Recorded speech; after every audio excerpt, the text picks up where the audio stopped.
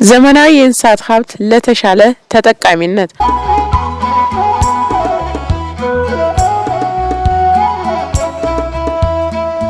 ሀገራችን ኢትዮጵያ በእንስሳት ሀብት ቁጥር ከአፍሪካ የተሻለ ደረጃ ላይ ትገኛለች። ነገር ግን ለዘርፉ ብዙም ትኩረት ባለማግኘቱ የተሻለ ጥቅም ሳይሰጥ ቆይቷል። በአሁኑ ወቅት ግን መንግስት ለዘርፉ በሰጠው ልዩ ትኩረት በዝርያ ማሻሻል በማድለብ ስራ በርካታ ለውጦች መታየት ችለዋል። በዚህም በምስራቅ ጎጃም ዞን ባሶ ሊበን ወረዳ ከፍተኛ የሆነ የእንስሳት ሀብት ይገኛል።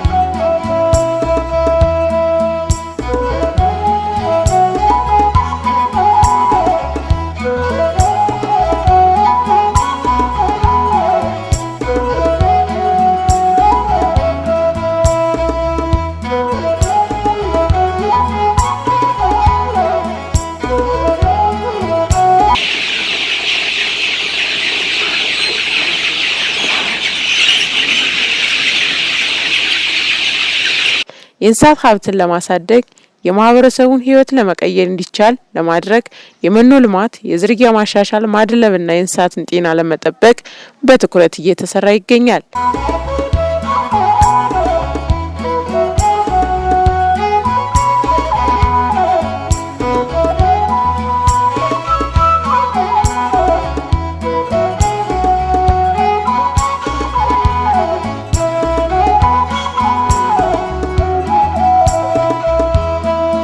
በመሆኑ ግርማቸው ንጉስና ጓደኞቻቸው የዶሮ እርባታ ሽርክና ማህበር በ2012 ዓ.ም የአንድ ቀን ጫጩት አሳድገው ለመሸጥ ስራውን የጀመሩ ሲሆን አሁን ላይ ከ7000 በላይ ጫጩቶችን በማሳደግ ለገበያ እያቀረቡ የተሻለ ተጠቃሚ መሆን እንደቻሉና ከራሳቸውም አልፈው ለሌሎች ስራ አጥ ወጣቶች የስራ እድል መፍጠር መቻላቸውን እንዲህ ይገልጻሉ። የኔ ስም ተመስገን አወቀ ይባላል። ማህበራችን ግርማቸው ንጉስና ጓደኞቻቸው ዶሮ እርባታ ማህበር ይባላል። እዚህ ስራ የገባ ነው 2012 ላይ ሙስ ወደ ህዳር ወር አካባቢ ነው የገባ ነው። ከዛ ጀምሮ እንግዲህ እስካሁን ድረስ መጀመሪያ ስንጀምር በራሳችን ነበር። መንግስት ቦታውን አመቻችልን ይሄን ቦታ። ከዛ በራሳችን ቤተሰብን አስቸግረን ከቤተሰብ አውጣጠን ባለን ብር ጀመር። ከዛ እስከ 2017 ድረስ እንሰራ ቆየን። በመሃል ብድር እየጠየቅን ነበር። ብድሩን 2017 ላይ ተፈቀደልን። 2017 ላይ ተፈቀደልን። ከዛም በኋላ አሁን በሰፊው እየሰራ እንገኛለን። 100,000 ብር ቆጠብን፣ 900,000 ብር በአጠቃላይ 1 ሚሊዮን ብር ማለት ነው። 1 ሚሊዮን ብር ተሰጠን። ግሩፓችን 4 ነን። ለአንድ ሰው 250,000 በሚል 1 ሚሊዮን ብር ተሰጠን። አሁን ስራችንን አስፋፍተን በመስራት ላይ እንገኛለን። በአመት እስከ 30,000 እንሸጣለን። ይሄን ስታበጁ እንግዲህ ስንት አመት መሆኑ ነው? ወደ 7 አመት ኦልሞስት 6 አመት ሆኖናል። 6 አመት ሲባዛ በ30,000 ወደ 180,000 አካባቢ ዶሮ አሰራይተናል ማለት ነው። እንግዲህ ራሳችንን እያስተዳደርን ነው። ከኛም አልፈን ሌሎችም የስራ እድል ፈጥረናል። በጊዜያዊነት ግን ብዙ በየቀበሌዎች እንትን እያልን የምንቀጥራቸው አሉ ጊዜያዊ ሰራተኞች። ከዛ ውጭ ግን ለሶስት ሰራተኞች ቋሚ የስራ እድል ፈጥረን እየተንቀሳቀስን ነው ከኛ አልፈን ማለት ነው።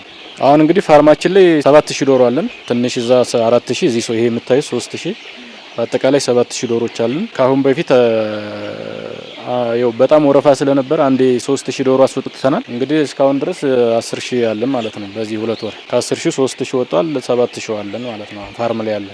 እንግዲህ መጀመሪያ የማመሰግነው አሁን ስራና ስልጠና ጽህፈት ቤት ማለት ነው።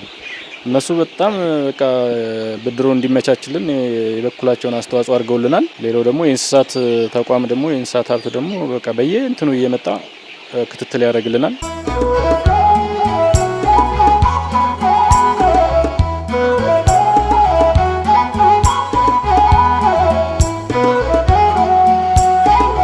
ሌላው በረከት ንግስቴና ጓደኞቻቸው እንቁላል ጣይ ዶሮ እርባታ ሽርክና ማህበር ሰብሳቢ የሆኑት አቶ በረከት አበበ እንደገለጹት ማህበሩ 15 አባላት ሲኖሩት በ2017 ዓ.ም በምግብ ስርዓት ማጠናከሪያ የገንዘብ ድጋፍ አማካኝነት 1800 ዶሮዎችን ገዝተን እያረባን እንገኛለን።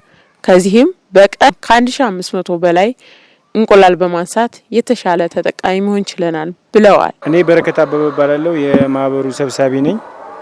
የማህበሩ ስም በረከት ንግስቴና ጓደኞቻቸው ነው። ኤፍኤስአርፒ የሚባል ፕሮጀክት አለ። እሱ ይሄንን መስፈርት ነበረው።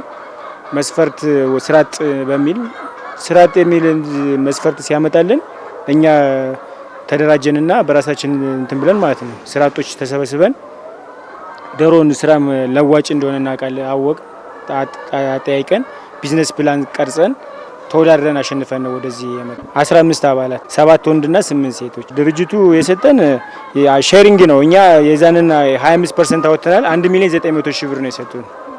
እነሱን ሰጡን። የሱን ደግሞ 25%ቱን 653,000 ብር ደግሞ እኛ አወጥተን ነው ቤቱን ስራና ስልጠና ሰጠን። ቦታም ከመንግስት ነው ያገኘ ነው። አሁንም እንስሳት ሀብቶች አሉ ይመጣሉ። በቃ ከመንግስት ይሄን አይነት ድጋፍ ተደረገልን። በ2017 1800 ዶሮ ገዛን፣ ወደ ስራ ገባን ማለት ነው።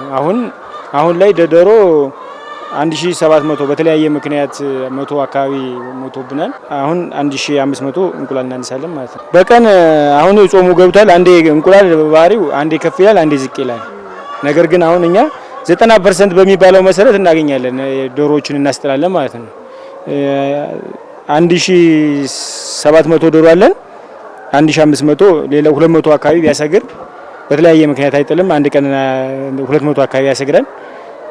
1500 እንቁላል እናነሳለን ማለት ነው። ኑሯችን አሪፍ ነው። እኛ ከዚህ በፊት ስራ አልነበረንም። ነገር ግን አሁን የኛ የምንለው ስራ አለ። አልፎ ተርፎ ቤተሰብንም ከዚህ ከምናገኛት ላይ ቤተሰብ እናግዛለን፣ እንረዳለን ማለት ነው። እኛም ይኸው ከስራት ካልባሌ ቦታ ከመዞር ወጥተናል ማለት ነው። እንደኛ ተደራጅተው ጠይቀው ወደ ስራ ቢገቡ መልካም ነው።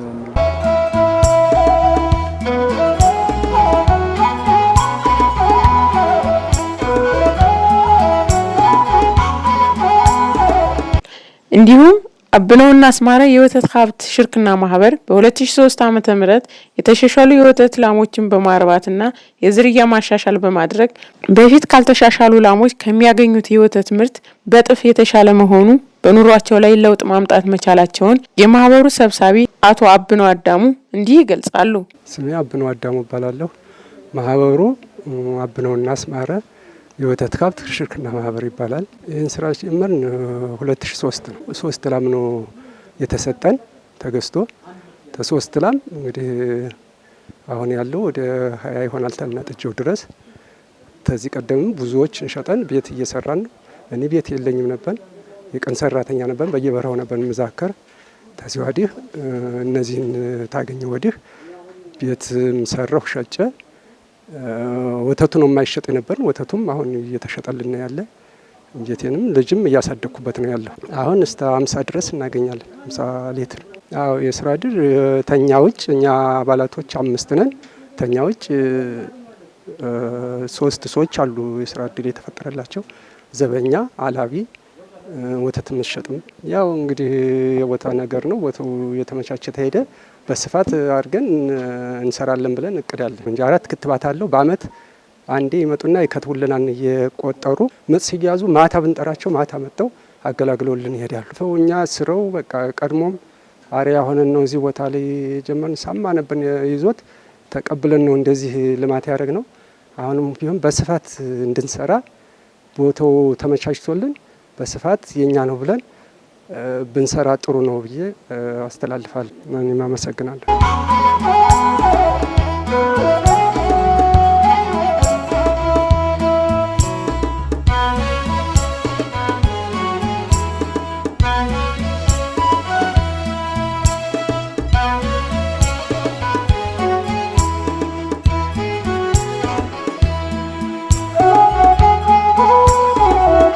ከእንስሳት የሚገኘውን ገቢ ለመጨመር መኖ አስፈላጊ ነው። በመሆኑ ልቅ ግጦሽ ከልለን ሳሩን አጭደን ለእንስሳት መኖ በመዋላችን ከዘርፉ የተሻለ ተጠቃሚ መሆን ችለናል ሲሉ አርሶ አደር ተሾመ ከፋለና ይርሳው አያሌው እንዲህ ይገልጻሉ። ተሾመ ከፋለ እባላለሁ። አሁን ጥቅሙ ከ2011 ጀምረን ለመጠቀም የቻልንበት መንገድ በጣም ብሩህ ሆኖ ተስፋ ሆኖ አግኝተነዋል። ከዚህ ቀደም እርግጥ በተለያየ ምክንያት እየተደቀደቀና እየተበላሸ ምንም ከብቱ በጣም ተበድሎ ነው ነበር። አሁን ግን ይህን ከከለከልንና ይህንን አንድ ላይ በጋራ ለመጠቀም ከቻልን ሰዓት ጀምሮ የእርሻ በሬዎችና የወተት ላሞች በጣም ጎልማሳ እየሆኑልን እየተጠቀምንባቸው ነው እያለን በጣም እየተጠቀምን ነው። ህብረተሰቡም በጣም በአንድ ፍቅር በአንድ እንትን ሆኖ እየተጠቀምን ያለ በጣም አሁን ለውጥ አግኝተንበታል። ቀደማ ምንም የለውም ነበር። በቃ ምንም መሬቱ ራሱ ተፈረቃቅሎ ነበር፣ ተሰነጣጥቆ ነበር በድርቅ በተለያየ ነገር ጠለላጡ እና አሁን በጣም እየተጠቀምንበት ነው። በጣም ደስ ብሎናል። አይደለም ከብቶ ይቀርቶ ሸንተረሩ ራሱ በጣም አድማሱ በጣም እያማረበት ነው ያለ። የመሬቱ ውበትም ራሱ ተጠብቆልናል። ያው ከብቶቻችን በጣም በተስፈኛ ሆኑ። የኛም ራሱ በዚህን ሰዓት በእረፍት ሰዓታችን ይህንን እያጨርን ለከብቶቻችን በመስጠታችን ትልቅ እድል ነው የሆነው። ያው ይህንን በአካባቢያቸው ላላቸው መስክ ላሏቸው ጎረቤት ሀገሮች አሉ። ይህን እያዩ ነው። ግን ጥያቄ ያላቀረቡበት መንገድ ምን እንደሆነ አላወቅኩም እንጂ እርግጥ ሊጠቀሙ በእኛ ላይ እየሻቀኑ ያሉ ሰዎችም አሉ።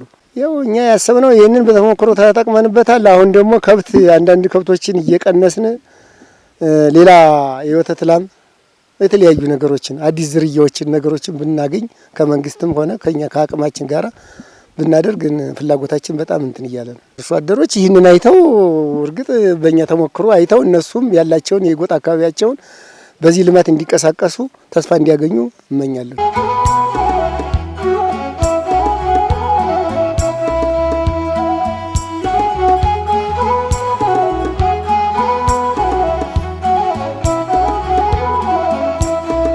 ያው እርሷ አያሌው ነው ባል የምኖርበት ቀበሌ ልምጭም ነው። አዎ ሳይከለል በፊት ልቅ ግጦሽ ነበረ።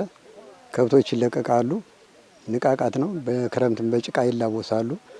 ብዙም ለውጥ ደካማ ነበሩ። ቆዳ ብቻ ነበረ ይዘው የሚሄዱት። አሁን ግን ያው በስምምነት ተባለሙያ ተግብርና ባለሙያዎች ጋራ በትምህርት በመውሰድ ያው ተነቃቅቶ ሁሉም በአንድነት ይሄ ልቅ ግጦሽ ስላቆመ አሁን ብዙ ለውጥ እያገኘንበት ነው። ከብቶችም የተሻለ ጠጉራቸውም ሰውነታቸውም እየመለሰ ደህና እየተጠቀምን ነው። አሁን በዚህ ተሞክሮ እንደውም ሌሎች አካባቢዎችም እንደዚህ ብንከለክል እያሉ ሁሉም እየተነቃቃ በዚህ መሰረት ነው አሁን ያለ ነው እና ያው ወንድሞች እንደተናገሩት ጥሩ ጥቅም እያገኘን ነው። አሁን ደህና ነው እና በዚሁ ተጠናክሮልን አሁንም ለወደፊቱ ብንቀጥልበት እንዲሁም ሲሆን የተሻለ ቅድም ወንድሜ እንዳለው የተለያዩ ዝርያዎች የፈረንጅ እንትኖች መንግስትም ቢረዳን እኛም በዚያ ተሞክሮ ብናደርግ የተሻለ ይሆናል ብዬ እኔ ተስፋ አደርጋለሁ።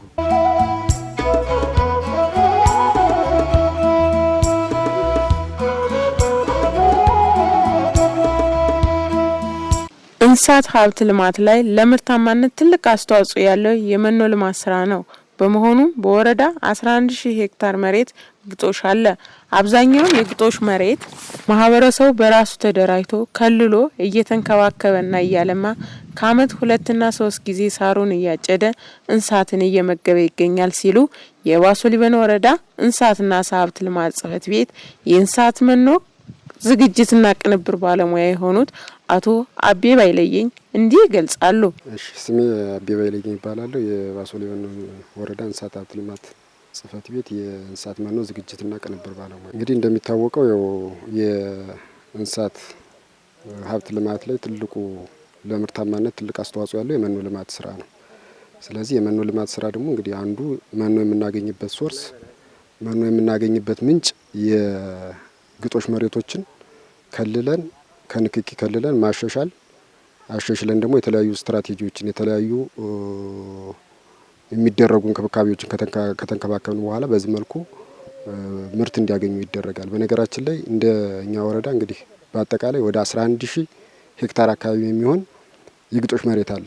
አብዛኛው የግጦሽ መሬት በዚህ አግባብ ማህበረሰቡ ራሱን አደራጅቶ ራሱ እገድን ባወጥቶ ራሱ እየተንከባከበ እያረመ የተለያየ ማዳበሪያዎችን እየጨመረ እያለማ እየተከፋፈለ ከአመት 2-3 ጊዜ እያመረተ የሚገኝበት አግባብ ነው ያለ።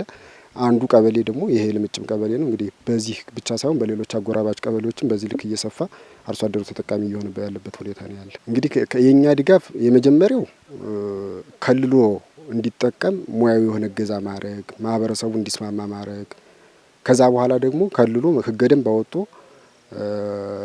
ከተጠቀመ በኋላ ይህን የማሻሻል በተለይ አረሙን የማረም የማያስፈልጉ ነገሮች አሉ። እዚህ ላይ ለእንስሳት መኖ የማይውሉ እንደ አረሞች አሉ። እነሱን እንዲያርም የተለያዩ ማዳበሪያዎችን እንዲጨምርበት ከዛ በተረፈ ደግሞ አምርቶ ደግሞ በድርቆሽ መልኩ አምርቶ እንዲመግብ ማድረግ ነው። በዋናነት እንግዲህ ካመረተ በኋላ የመጨረሻው ምንድነው መግቦ ምርት ማግኘት ነው። ስለዚህ አንደኛው በተለይ ብክነት እንዳይኖር በድርቆሽ መልኩ ማዘጋጀት። በድርቆሽ መልኩ ካዘጋጀ በኋላ ደግሞ ቤቱ ወስዶ መመገቢያዎችን አዘጋጅቶ በዛ ልክ ለወተት ላሞች ለሚደልቡ ከብቶች በዛ ልክ እየሰጠ እያለማ ያለበት ሁኔታ ነው ያለ። እኛ ድጋፍ በተለይ አሽሽሎ እንዲመግብ ሙያዊ የሆነ ድጋፎችን እናደርጋለን ማለት ነው። እንግዲህ የመጀመሪያው ከእኛ የሚጠበቀው ይህንን ልምድ ለሌሎች አካባቢ ማካፈል ነው። እንዴት እናካፍላለን? አንደኛ ከሌላ አካባቢ ያሉ አርሶ አደሮችን በተለይ ወደዚህ ያልገቡ አርሶ አደሮችን ሌላ ቀበሌ ያሉ አርሶ አደሮችን አምጥተን እዚህ ላይ ልምድ እንዲወስዱ ማድረግ ማየት ማመን ነውና ካዩ በኋላ ልምድ ወስደው ወደ ሌላ አካባቢ ወደ አካባቢያቸው እንዲያሰፉ ማድረግ ነው።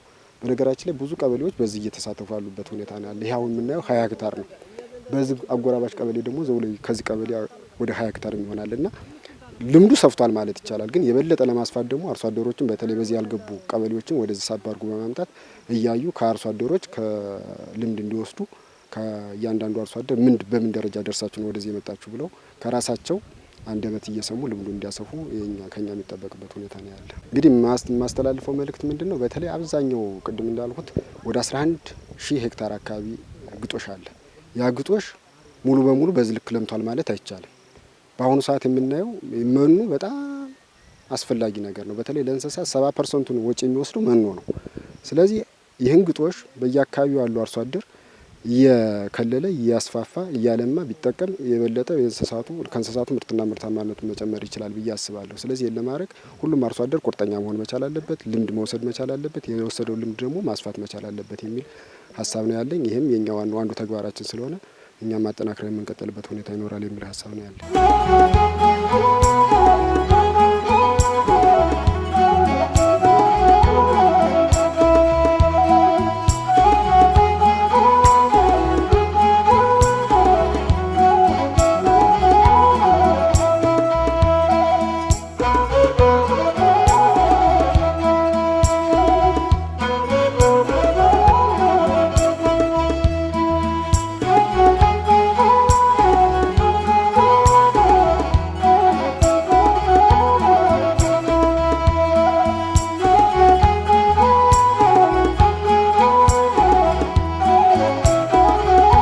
የእንስሳትን ዝርያን ለማሻሻል የተሻለ የደም መጠን ያላቸው ላሞችን ወደ ወረዳ እንዲገቡ ማድረግ፣ መኖ ልማትን ማጠናከርና የእንስሳትን ጤና ለመጠበቅ ትኩረት ተሰጥቶ እየተሰራ ነው።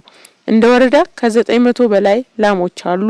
እንዲሁም የዶሮ ስጋና የእንቁላል ፍላጎት ለማሳደግ ከ70,000 በላይ ጫጩት አሳድገን ለማሰራጨት አቅደን እስካሁን ባለው 33,000 ጫጩት ለማህበረሰቡ ተሰራይቷል። ሌላው እንደ ወረዳ 141,000 እንስሳትን ለማድለብ አቅደን 121,000 አድልበን ወደ ገበያ አስገብተናል ሲሉ የባሶ ሊበን ወረዳ እንስሳትና አሳ ሀብት ልማት ጽሕፈት ቤት ኃላፊ አቶ ሸጋው ሙንዬ እንዲህ ይገልጻሉ። ሸጋው ሙንዬ እባላለሁ። የእንስሳት ሀብት ልማት ጽሕፈት ቤት ኃላፊ ነኝ። ያው እንስሳት ሀብት ዘርፉን ለማሳደግ ትኩረት ሰጠን የምንሰራቸው በተለይ ከዚህ ካለንበት ከዝርያ ማሻሻል አኳያ 3 ነገሮች ላይ ነው ትኩረት ሰጠን እንደ ተቋም እየሰራን ያለን። የመጀመሪያው የተሻለ የደም መጠን ያላቸውን ላሞች ወደ ወረዳችን እንዲገቡ ማድረግ እንዲሰፉ ማድረግ ነው። ሁለተኛው መኖ ልማት ላይ ትኩረት ሰጥቶ እንዲሰራ ማድረግ ነው። ሶስተኛው ጤናቸውን መጠበቅ ነው። አሁን ያለንበት እንደ ወረዳ የተሻለ ደም መጠን ያላቸው ከ900 በላይ ያሉን የተሻለ የደም መጠን ያላቸው የተሻሉ ዝርያዎች ማለት ነው፣ ወይም የፈረንጅ የምንላቸው በተለምዶ ከ900 በላይ ያሉን። አሁን ያለንበትን እንኳን ይህን ፋርም የምንወስድ ይሄ ማህበር 5 አባላት ያሉት ነው። ከ9 በላይ ላሞች አሉ። ጊደር ከ4 በላይ ያሉ 8 ጥጆች አሉ። ከዚህ እንደምታዩቸው 1/3 ክብር ናቸው። ስለዚህ ይሄን ለማዘመን ትኩረት ሰጠን በተለይ በ3ቱ የማዳቀያ ዘዴዎች ትኩረት ሰጠን እየሰራ እንገኛለን። በመደበኛ ማዳቀል፣ በኮርማ ማዳቀልና አሁን ደግሞ በአዲስ በዚህ አመት የጀመርነው ሰሞኑን ንቅናቄ ፈጠር ሲንክሮናይዜሽን በእነዚህ በ3ቱ ዘርፍ ትኩረት ሰጠን እያዳቀል የተሻሉ ደም መጠን ያላቸው ላሞች ለማብዛት ትኩረት ሰጠን እየሰራ እንገኛለን። ይህን ስንሰራ የወተት ምርት ይጨምራል። በተለይ ከእርባታ ካኳያ አሁን ስናወዳድር ከአካባቢ ላምና ከተሻሉ ላሞች የአካባቢ ላም ከፍተኛ 2 ሊትር ነው በቀን ጠዋትም ማታም ታልቦ በ2 ጊዜ ያለባ 2 ሊትር ነው። ይህ እነዚህ የፈረንጅ ላሞች ግን እንደወረዳ ያደረስንበት 10 ሊትር ደርሰናል። ስለዚህ 15 ሊትር እናደርሳለን ብለን ነው። 15 ሊትር ለማድረስ መኖ መመገብ አለብን፣ ጤናቸው መጠበቅ አለብን። ትኩረት ሰጠን እየሰራ እንገኛለን። እዚያው ወተት ምርት ላይ እንደ ወረዳ ወደ 19500 ቶን ነው እናመርታለን ብለን ያቀርነው በዚህ 2018 በጀት አመት። አሁን ላይ ወደ 14500 ቶን ደርሰናል። ይህን በፐርሰንት ሲሰራው ከ85% በላይ ይደርሳል ብዬ አስባለሁ። የወተት ሀብት ልማቱን ለማዘመን ይሄን ነው እየሰራን ያለን። ሌላው ከእርባታ አኳያ ትኩረት ሰጠን እየሰራ ነው ያለ በዶሮ ስርጭት ላይ ነው። እንደ ወረዳችን 3 አሳዳጊዎች አሉን። 2 በኢንተርፕራይዝ የተደራጁ አሳዳጊዎች አሉን። 1 የግል አሳዳጊዎች አሉን። በዚህ 70200 አካባቢ ከ70000 በላይ ጫጩት ታሳድገን እናሰራጫለን ብለን አስበን እስካሁን ባለው 33000 ጫጩት ብር የተከፈለም ሲደመር መጥቶ አድጎ ወደ አርሶ አደር የተሰራጫለን ማለት ነው። ወደ 20000 አካባቢ አሳድገን ወደ አርሶ አደር ያስገብተናል። ቀሪ 13000 የሚሆነው ደግሞ ኢንተርፕራይዞች ብር ከፍለው ወረፋ እየጠበቁ ያለበት ሁኔታ አለ። ከዚህ ጋር አያይዤ መግለጽ የምፈልገው ከእቅዳችን አኳያ ሲታይ አሁን 47% ነን። እቅዳችንን ማድረግ ያልቻለው የአርሶ አደር ፍላጎት አለ። ወጣቶች ዶሮ ጫጩት የማስገባት ፍላጎት አላቸው። የወረፋ ችግር አለ። ለምሳሌ ክልላችን ጋር ኢንኩቤተር ወይም ደግሞ ጫጩት የሚያስፈለፍል ባለሀብት ስለሌለ ከኦሮሚያ ክልል ከአዲስ አበባና ከደብረ ብርሃን አካባቢ ነው የሚመጣው። ደብረ ብርሃን በእርግጠኛ ክልል ነው፣ ሩቅ ስለሆነ እዚሁ አካባቢ ማርቆስ አካባቢ ባህር ዳር ቢኖር የሙሉ አንቸገርምና በ2 ወር በ3 ወር ነው ወረፋ ብር ባስገቡ በ2 ወር በ3 ወራቸው የሚያመጡ። ስለዚህ በመደበኛም ከማርቆስ በሽግግር እያመጡ የሚሰራጭበት ሁኔታ ለአጠቃላይ ዶሮ ስርጭታችን የተሻለ ደረጃ ላይ ይገኛል ማለት ነው። ከስጋ ምርታችን አኳያ እንደ ወረዳ 141000 ነው በሶስቱም ዘርፍ በበግ ማርለብ፣ በፍየል ማርለብና በዳልጋ ከብት ማርለብ አቅደን 121000 አካባቢ ድልብ አድልበን ወደ ገበያ ያስገብተናል ማለት ነው። ይህ ሲሰራ እቅዳችን 85% ድልብ ላይ ትኩረት ሰጠን እየሰራን ያለበት 85% አችብ አድርገናል ማለት ነው። ከዚህ ጋር ተያይዞ ስጋ ምርት ነው ወደ 8300 ቶን ነው እናመርታለን ብለን ያዝ ነው። አሁን ላይ 6450 ቶን አምርተናል ስጋ ምርት ላይ ማለት ነው። ይህን ለማዘመን የባለሙያ የቅርብ ክትትል እያደረግን እንገኛለን።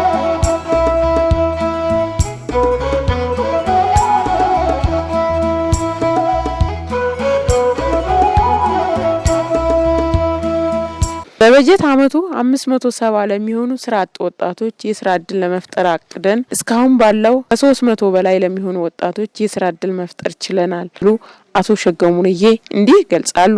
ሌላው እነዚህን ያላቸውን ነገሮች ውጤት ላይ እንዲደርሱ ወጣቱ ወደ ስራ ከማስገባት አኳያ በተለይ በወተት ሀብት ልማት እንዲሰማሩ ከማድረግ በዶሮ ላይ እንዲሰማሩ ከማድረግ አኳያና ድልብ ላይ ከማድረግ እንዲሰማሩ ከማድረግ አኳያ በሶስቱ ዘርፎች ትኩረት ሰጠን እየሰራ እንገኛለን ማለት ነው። ለምሳሌ በድልብ ብንወስድ አብዛኛው እዚህ ከተማ ላይ ከ3 ከ4 በላይ በኢንተርፕራይዝ ተደራጅተው ድልብ እየተሰማሩ ወጣቶች አሉ።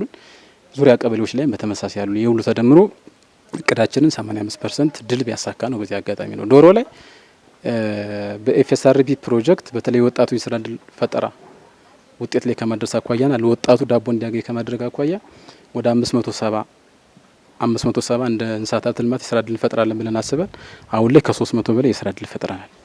ከዚህ ውስጥ አንዱ አካል የሆነው ኤፍኤስአርፒ ፕሮጀክት የፈጠረልን በባለፈው 2017 ላይ ወደ ስራ ያስገባናቸው ነገር ግን በዚህ አመትም ስራው የቀጠለ 1800 ዶሮ አስገብተንላቸው አሁን ላይ 1572 እንቁላል በቀን እያመረቱ ለከተማችን አርሶ አደር ለከተማችን ማህበረሰብ ለህፃናትም በተለይ የሌማት ትሩፋትን ከማረጋገጥ አኳያ ሼድም ሰጠናቸው። ሱቅ ላይ እየሸጡ ለህፃናት እንቁላል ከዛ እየወሰደ ልጁን የሚመግብበት ሁኔታ ተፈጥሯል። የእነሱን ጥቅም ከማሳደግ አኳያ በቀን አንድ ወጣት ከ900 እስከ 1000 ብር ያገኛል ማለት ነው። እንግዲህ 1572 እንቁላል ማለት በቀን በ17 በ18 ብር ሲባዛ ይህን ብር ይሰጠናልና ወጣቱ አሁን ከራሳቸውም አልፈው ጊዜያዊም ቋሚም የስራ እድል የፈጠሩበት ሁኔታ አለ። ሙያዊ እገዛውን በተመለከተ እዚህ እስከሚደርሱ ድረስ አልጋ ባልጋ አይደለም። እውነት ለመናገር በተለይ የእንስሳት ሀብት ልማት ስራ ትኩረት የሚያስፈልገው ነው። የጤና ባለሙያ በቋሚነት ይደግፋል። የእርባታ ባለሙያ በቋሚነት ይደግፋል። የእርባታ ባለሙያ ምንድነው የሚሰራ? አመጋገባቸውን፣ ንጽህናቸውን፣ ሸዱ ምን ይመስላል፣ ሸዱ እንዴት መሰራት አለበት የሚለው ከመጀመሪያው እስከዚህ ድረስ ያለውን የእርባታ ባለሙያ ይደግፋል ማለት ነው። የጤና ባለሙያ ደግሞ ከጤና አኳያ ያለውን ጤናቸው ምን አይነት ክትባት መውሰድ አለባቸው፣ የታመሙም ካሉ ደግሞ እነሱን አግሎ ሕክምና መስጠት ላይ የቅርብ ክትትል እያደረገ አንድ የጤና ባለሙያ አንድ የእርባታ ባለሙያ ከሳምንት 2 ቀን 3 ቀን እየተንቀሳቀሱ ይደግፋሉ ማለት ነው። ይሄ ያለንበት የወተት ማህበሩን በተመለከተ በዛ አኳያ ስልጠና የምንሰጣቸዋል። አሁን ሰሞኑን ስልጠና ማመጠን አጫጭር ስልጠናዎች የሰጠንበት ሁኔታ አለ። ቀጣይም ደግሞ ከሳምንት በኋላ የፓኬጅ ስልጠና የወተት የተደራጁትን ለወተት የዶሮ የተደራጁትን ለዶሮ ፓኬጅ ስልጠና እንሰጣቸዋለን ማለት ነው። የድልብ የተደራጁትንም ደግሞ የድልብ ስልጠና እንዴት መድለብ እንዳለበት፣ በግ እንዴት ይደልባል፣ ዶሮ ማን ነው፣ ፍየል እንዴት ይደልባል፣ ዳልጋ ከብት እንዴት በሚል ስልጠናም ስለምንሰጣቸው የቅርብ ክትትል እናደርግላቸዋለን።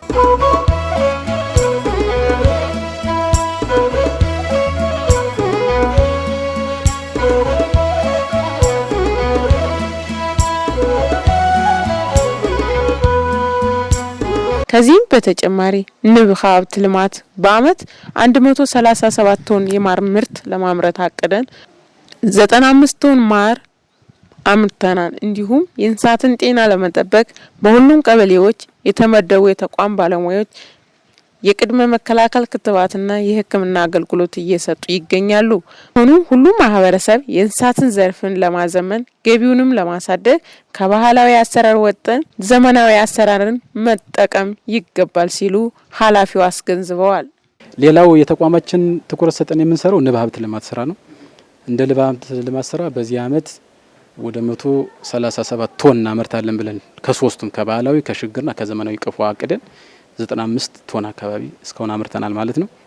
እዚህ ላይ ንብ ሀብት ልማቱን ውጤት ላይ ለማድረስ እንቅፋት የሆነብን በተለይ ከኬሚካል ጋር በተለይ አርሶ አደሩ በጓሮ ላይ ይረጫል። አረምን ለማጥፋት ብሎ ሲረጭ ኬሚካሉ ሽታም ስለማይፈልጉ ንቦች ዲስተርብም ስለሚያደርጋቸው እሱ ትንሽ ምርት ቀንሶብናል እና የማር ምርት እንደ ድሮ አይደለም። አሁን ማር ምርት የሚጨምረው ከጥር ከየካቲት በኋላ የኬሚካልም የምንም ነገር ስለማይኖር ምናልባት በዛ ሰዓት አረንጓዴ ቅጠላቅጠልና አበባ ነው ሊጠፋ የሚችለው።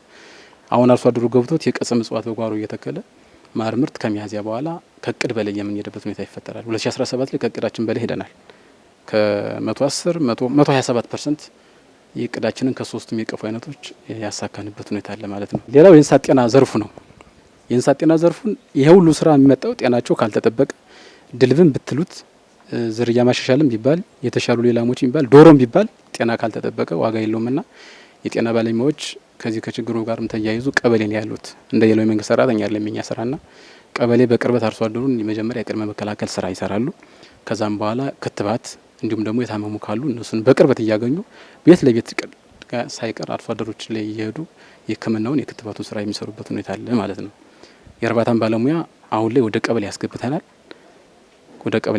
በቅርበት እንዴት ይመገባል፣ እንዴት ጤናቸውን ይጠብቃሉ የሚለውን የራሱን የቻለ ፓኬጅ ለአርሶ አደሩ የሚያሳዩት ነገር ስላለ እሱም በቅርበት እየደገፉ የሚገኝበት ሁኔታ አለ። እንደ ተቋማችን ያሉ ስራዎች እነዚህ ናቸው። በመጨረሻ ማስተላልፈው መልእክት ምንድነው? አሁን በንብ ሀብቱም በዶሮ እርባታውም በዝርያ ማሻሻሉም በማድለቡም ሞዴል የሆኑ ስራዎች ስላሉ አርሶ አደሩ ወይም ደግሞ በከተማችን ያለው አርብቶ አደሩ ይህንን ተሞክሮ ወስዶ ወደ የራሱ ጓሮ እንዲያሰፋልን ነው የምንፈልገው። በተለይ ቀንድ ከመቁጠር ወጣን ከባህላዊ አሰራር ወጣን ዘመናዊ አሰራርን መጠቀም መቻል አለብን። በተለይ ዝርያ ማሻሻል ላይ እንግዲህ 2 ሊትርና 10 ሊትር አነጻጽሩት ከአንድ ላም። ስለዚህ የአካባቢ ላሞችን በመቀነስ ቁጥር በመቀነስ ጥራት ላይ ትኩረት ሰጥቶ እንዲሰራ ነው ማስተላለፍ የሚፈልገው። እኔም አመሰግናለሁ።